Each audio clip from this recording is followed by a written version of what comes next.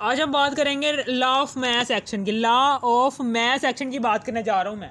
Law of mass action की बात करने जा रहा हूँ मैं। सबसे पहले तो लॉ ऑफ मास एक्शन की बात करने जा रहा हूँ मैं, ठीक है ना। हमें यहाँ पर सबसे पहले तो फॉरवर्ड रिएक्शन और रिवर्स रिएक्शन का पता होना चाहिए।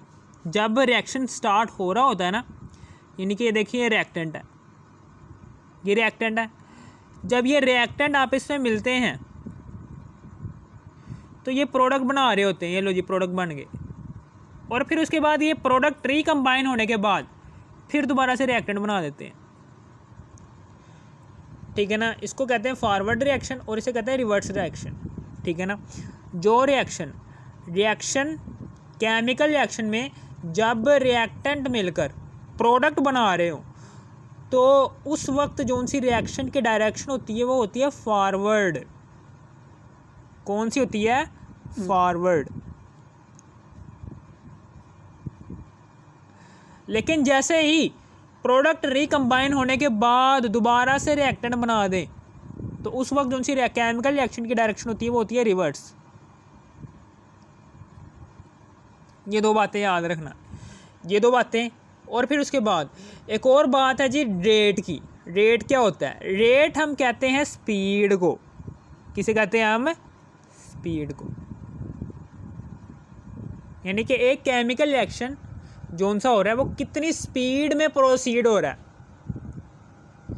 एक केमिकल रिएक्शन कितनी स्पीड में प्रोसीड हो रहा है, यानी कि एक केमिकल रिएक्शन हो तो रहा है जिसमें रिएक्टेंट आपस में मिलने के बाद प्रोडक्ट तो बना रही हैं। रिएक्टेंट आपस में मिलने के बाद प्रोडक्ट तो बना रही हैं। जो सी रिएक्टेंट है, रिएक्टेंट आपस में मिलने के बाद प्रोडक्ट तो बना रही है, लेकिन उसकी स्पीड ज़्यादा है कि कम है, उसको कहते हैं रेट, ठीक है ना। किसी भी केमिकल रिएक्शन की अगर आपने स्पीड पता करनी है ना, कि वो कितनी स्पीड में चल रहा है, तो हमेशा रिएक्टेंट की कंसंट्रेशन देखनी है। अगर रिएक्टेंट की कंसंट्रेशन होती है बहुत ही कम तो रिएक्शन की स्पीड होती है कम होती है। रिएक्शन की स्पीड क्या होती है? कम।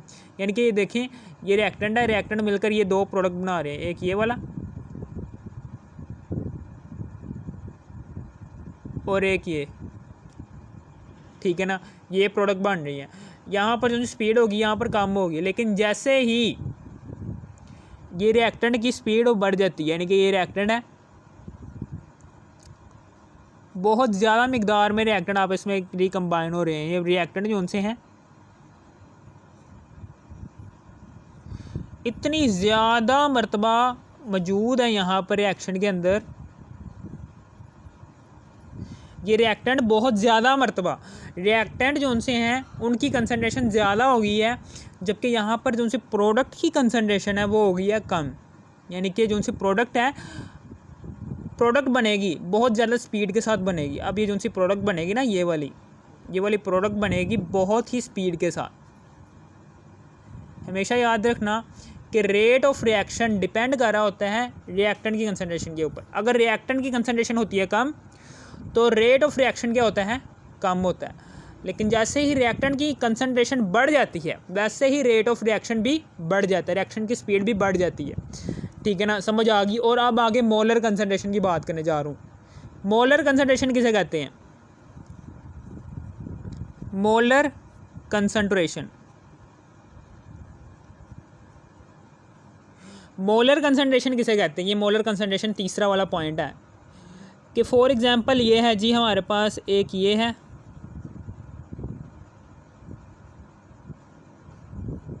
ठीक है ना, छोटा सर्कल है और इसके साथ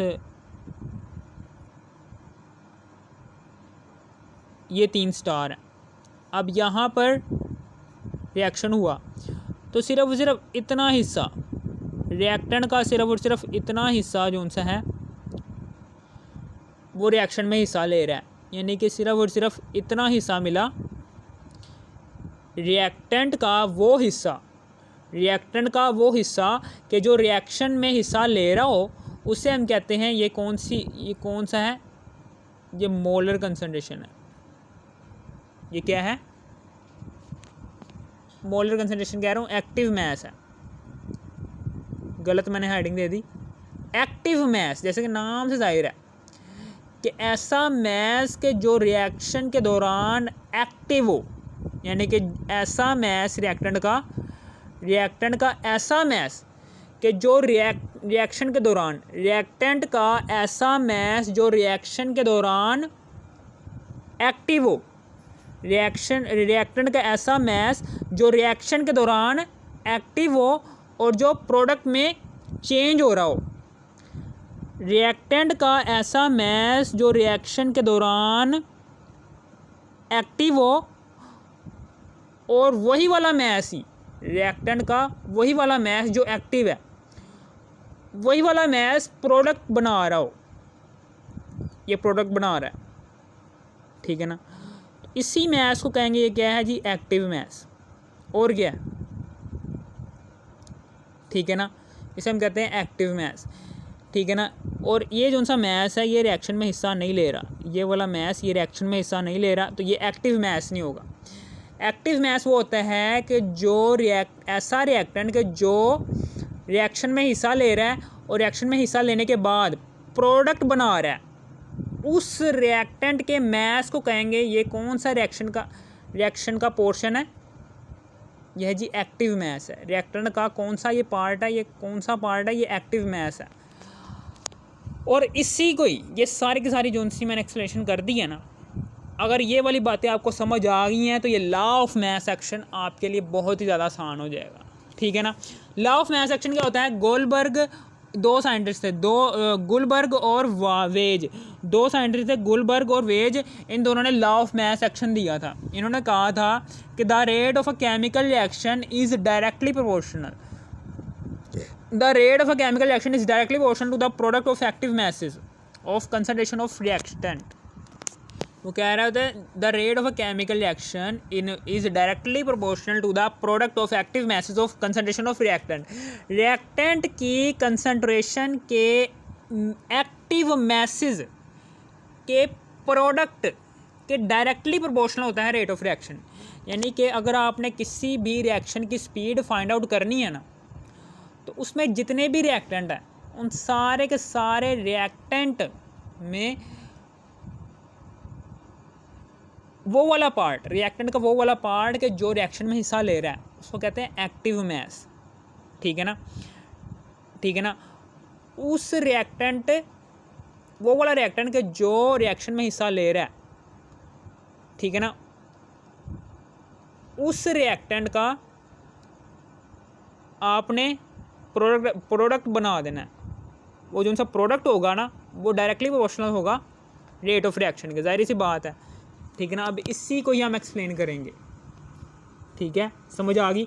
अब मैथमेटिकली एक्सप्लेन करने जा रहे हैं। लॉ ऑफ मास एक्शन है इसकी mathematically definition. Suppose we have a reaction A and B, suppose हमारे पास एक रिएक्टेंट है जी ए और बी रिएक्टेंट है जो कि कंबाइन हो रहे हैं, which are combine to form product C and D, ठीक है ना। फॉर एग्जांपल हमारे पास रिएक्टेंट है जी ए है और ये बी है, ये रिएक्टेंट आपस में कंबाइन होने के बाद क्या बना रहे हैं, प्रोडक्ट बना रहे हैं। और प्रोडक्ट फिर दोबारा से रिकम्बाइन होने के बाद रिएक्टेंट बना रहे हैं। वो कह रहा है according to law of mass action, law of mass action के मुताबिक हमें पता है कि rate of a chemical reaction is directly proportional to the product of active message. यानी कि रेट ऑफ केमिकल रिएक्शन जो उनसे है, ठीक है ना। यहाँ पर क्या होगा, यहाँ पर rate of a chemical reaction, ठीक है ना, केमिकल रिएक्शन का रेट जो सा होगा, ये रेट है, rate of chemical reaction, rate of reaction according to the definition, rate of reaction है वो इस डायरेक्टली प्रोपोर्शनल किसके है, कौन से रिएक्शन की बात कर रहा हूँ, फॉरवर्ड रिएक्शन की, रेट ऑफ फॉरवर्ड रिएक्शन, ये जो सा फॉरवर्ड रिएक्शन है ना इसकी बात करना, rate of forward reaction. Forward reaction की स्पीड किसके जाहिर सी बात है कि फॉरवर्ड रिएक्शन है, फॉरवर्ड रिएक्शन में रेट ऑफ फॉरवर्ड रिएक्शन जो है, अगर आपने फॉरवर्ड रिएक्शन है, फॉरवर्ड रिएक्शन की स्पीड फाइंड आउट करनी है फॉरवर्ड रिएक्शन की स्पीड फाइंड आउट करनी है तो फॉरवर्ड रिएक्शन को चला कौन रहा है, ए और बी चला रहे हैं ना, ए और बी चला रहे हैं, ठीक है ना। ए रिएक्टेंट और बी रिएक्टेंट, ये दोनों के दोनों रिएक्टेंट जब आपस में कंबाइन होते हैं तो क्या बनाते हैं, प्रोडक्ट सी एंड डी। इस दौरान जो सा रिएक्शन की सिमत होती है वो फॉरवर्ड डायरेक्शन में होती है।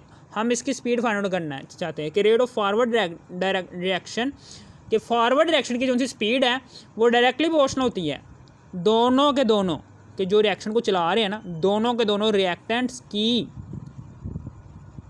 मोलर कंसंट्रेशन के, इसको स्केयर से ज़ाहिर करते हैं, एक्टिव मैस को ज़ाहिर करते हैं स्केयर से, स्केयर ब्रैकेट से। ये जो सा एक्टिव मैसेज है ना, ज़ाहिर सी बात है कि ए और बी ये दोनों के दोनों रिएक्टेंट एक्टिव हैं, रिएक्शन में हिस्सा ले रहे हैं, तो ये दोनों के दोनों रिएक्टेंट आ जाएंगे। और इन दोनों के दोनों रिएक्टेंट के साथ ही ब्रैकेट मैंने क्यों लगाई है, इसका मतलब क्या है कि ये ए रिएक्टेंट एक्टिव है ड्यूरिंग रिएक्शन और बी रिएक्टेंट भी एक्टिव है ड्यूरिंग रिएक्शन।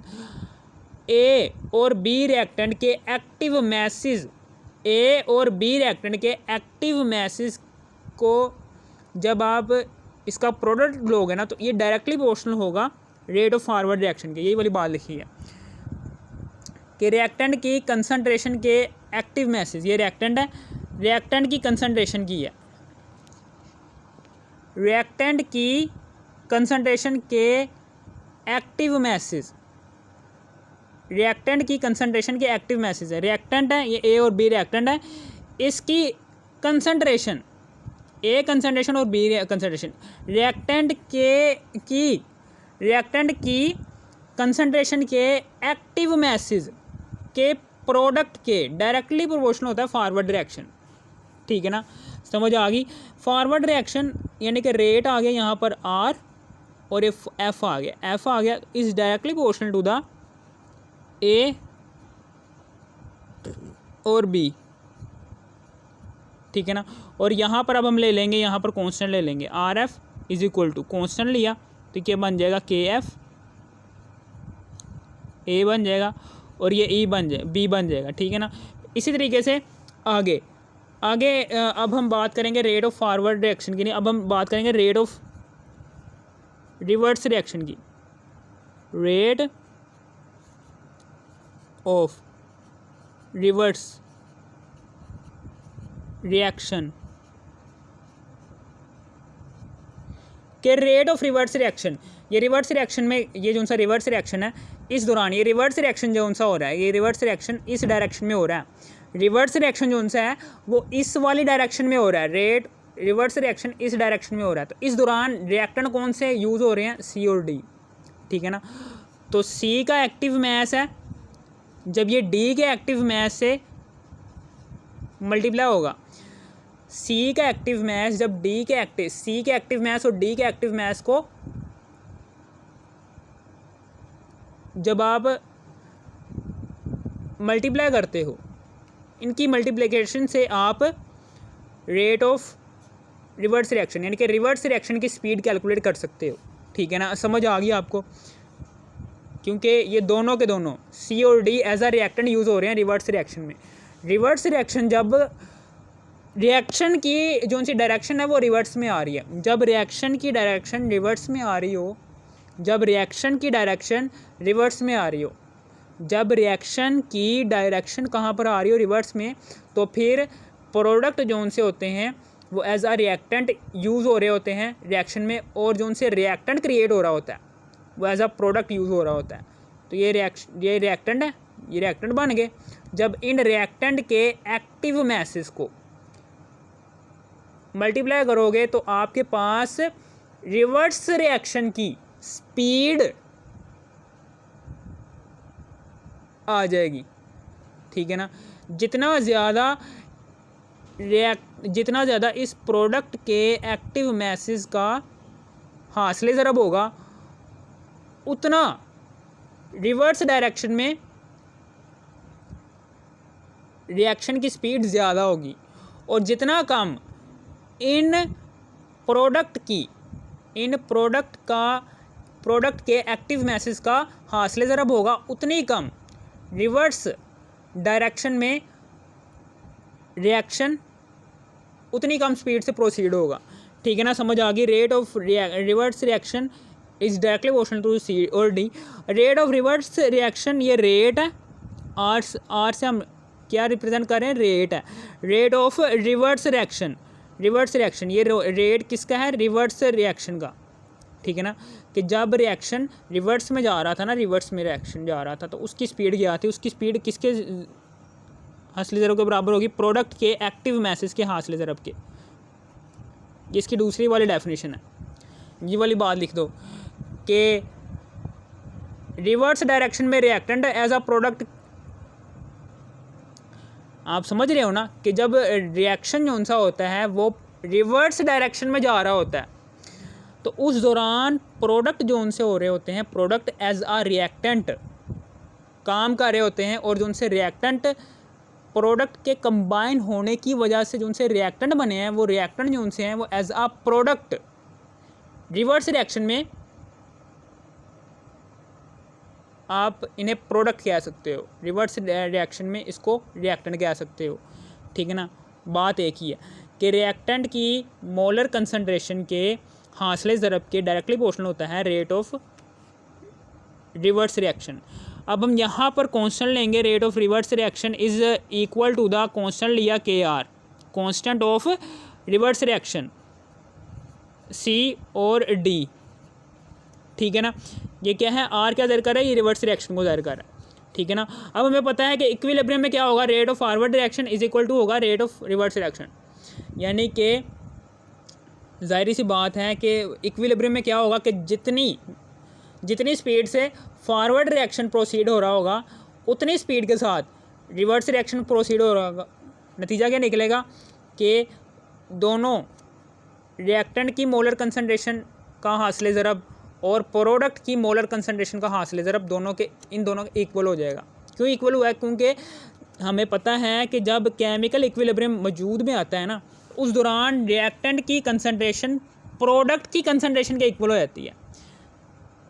ठीक है ना, रिएक्टेंट की कंसंट्रेशन प्रोडक्ट की कंसंट्रेशन के इक्वल होगी। जैसे ही रिएक्टेंट की कंसंट्रेशन प्रोडक्ट के कंसंट्रेशन के इक्वल हो जाएगी तो फिर अब हम यहाँ पर क्या लिखेंगे, rate of forward reaction is equal to हो गया जी रेट ऑफ रिवर्स रिएक्शन के।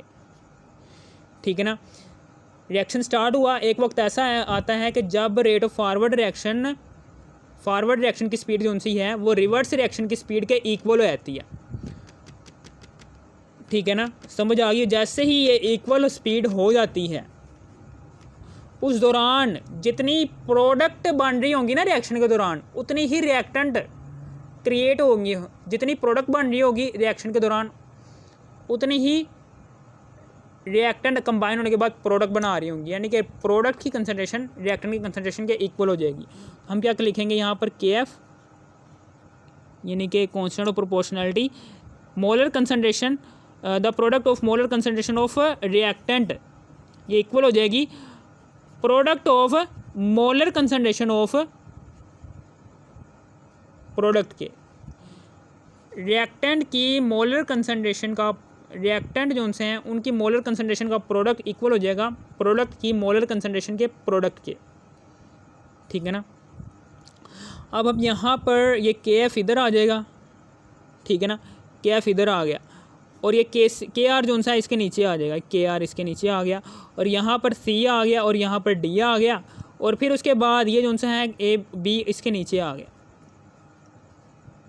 ये लो जी, ये ए और बी इसके नीचे आ गया।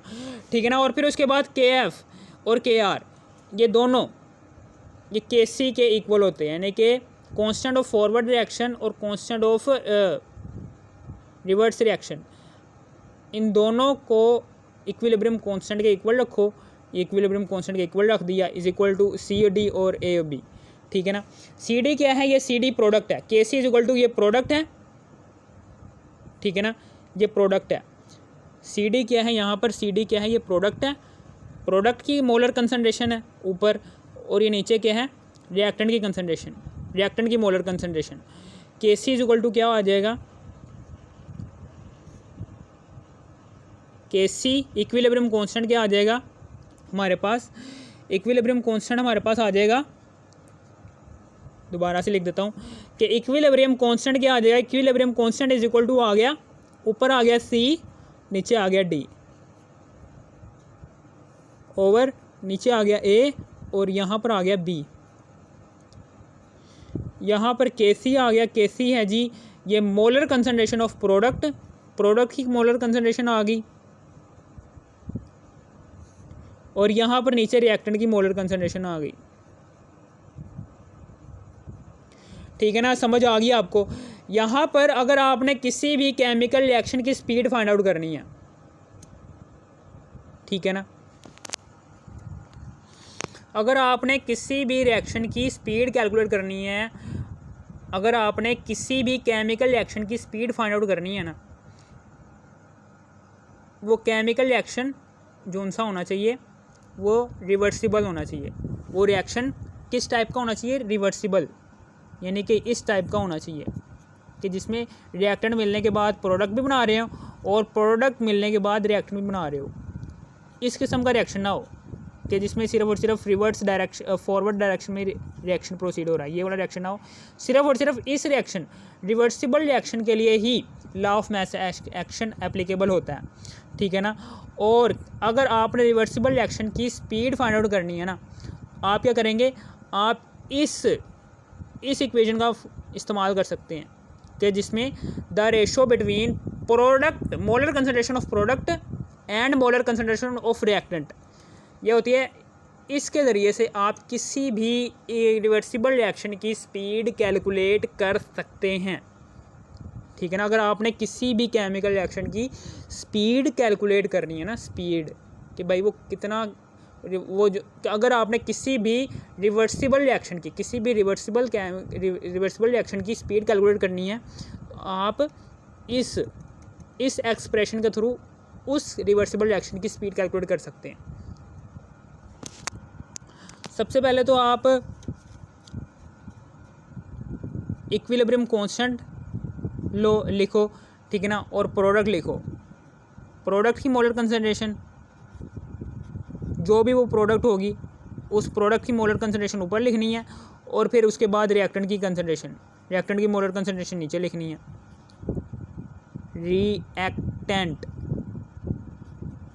ठीक है ना, प्रोडक्ट की मोलर कंसंट्रेशन ऊपर लिखनी है, रिएक्टेंट की कंसंट्रेशन, मोलर कंसंट्रेशन नीचे लिखनी है। जितनी भी, ठीक है ना। अगर आपको इस वीडियो की ज़रा सी भी, थोड़ी सी भी समझ आ गई, इस वीडियो को तो लाइक और सब्सक्राइब और शेयर भी कर देना। Thanks for watching me.